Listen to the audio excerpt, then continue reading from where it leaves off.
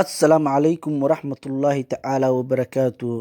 Kulanti wacan oo wanaagsan. Kusoo dhowaada daawadayaal muuqaal cusub. Muuqaalkeena cusub waxaan ku baran doonaa qanjo xanuun tonsillitis. Waa maxay qanjo xanuun? Qanjo xanuun waa qanjidhada mataanaha ee ku yaala saddexda meelood ee cunaha, carabka hoostiisa iyo sanqaroorka. Qanjirkani waxay ka mid yihiin saldhigyada habdhiska difaaca jirka uu ku duulo cudurrada loo yaqaano lymphonodeska.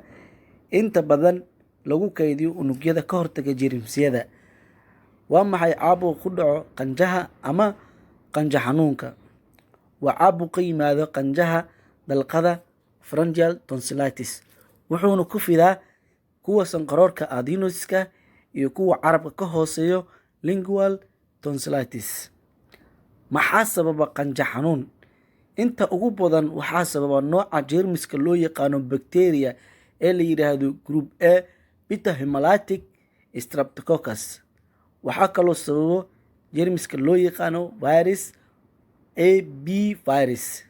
Xanuunkani wuxuu ku badan yahay meelaha nadaafad xumada ka jirto iyo meelaha buuqa sawaxanka leh iyo sida isku raranka. Calaamada noocee ayuu leeyahay xanuunkani?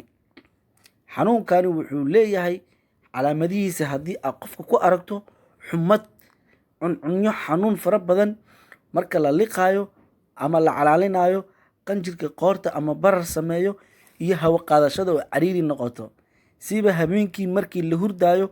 Caabuqani mararka qaar waxa uu keenaa dheecaan fadhiista meelaha jaarka la ah qanjirada tooska ah, kaasoo keenta barar xanuun ah iyo xumad zaa'id ah. Dareen fara badan oo afka ka imaada drooling trismus, codka oo isbedela hot potato voice. Sida loo ogaadaa xanuunkan qanjo xanuunka ah? Qanjo xanuun waxaa lagu ogaadaa inta badan calaamadihiisa kuwa si toos ah ugu turjuma xanuunka, sida bararka qanjaha ama toos loo arki karo xumadda ama liqitaanka dhib noqda. Xumadda ka imaado liqitaanka oo dhib noqdo. Waxaa kaloo la ogaan karaa in la beero dheecaan qanjaha oo loo yaqaano throat culture.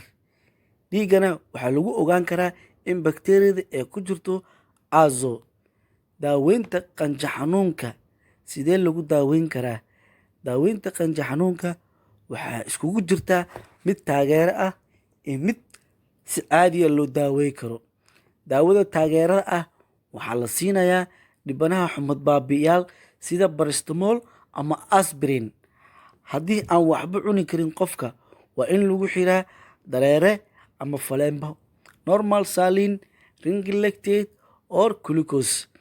Kuwa ay ku xiran tahay dhuunta hawada waxaa la siinayaa oxygen. Daaweynta tooska xanuunkani qanjo xanuun waxaa lagu ogaan karaa nooca jeermiska hayo. Hadday bacteria tahay waxaa la siinayaa antibiotic.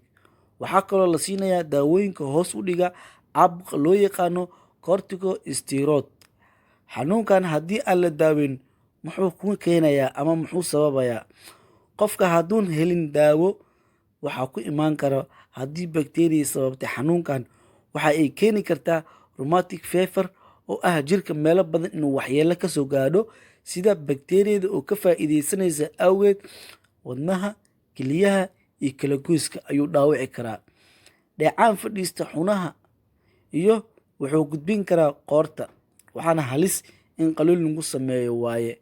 Qofka haddii jeermiskan dhiigga raaco, septicemia, hawada oo ciriiri gasho iyo neef qabatin, waxaa dhici karta in uu dhinto qofkan xanuunka. Haddii aan la daaweyn, ma laga hortagi karaa xanuunkan?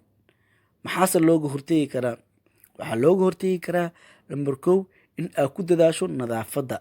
Lambar 2 in aad farahaada dhaqdo.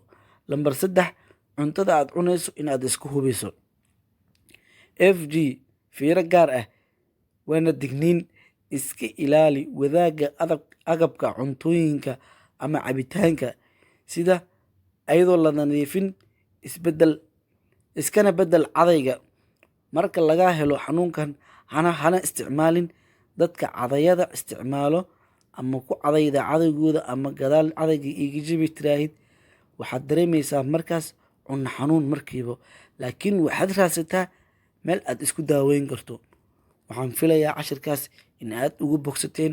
waa mahadsantihiin. wabilaahi towfiiq. assalaamu calaykum waraxmatullaahi wabarakaatuhu.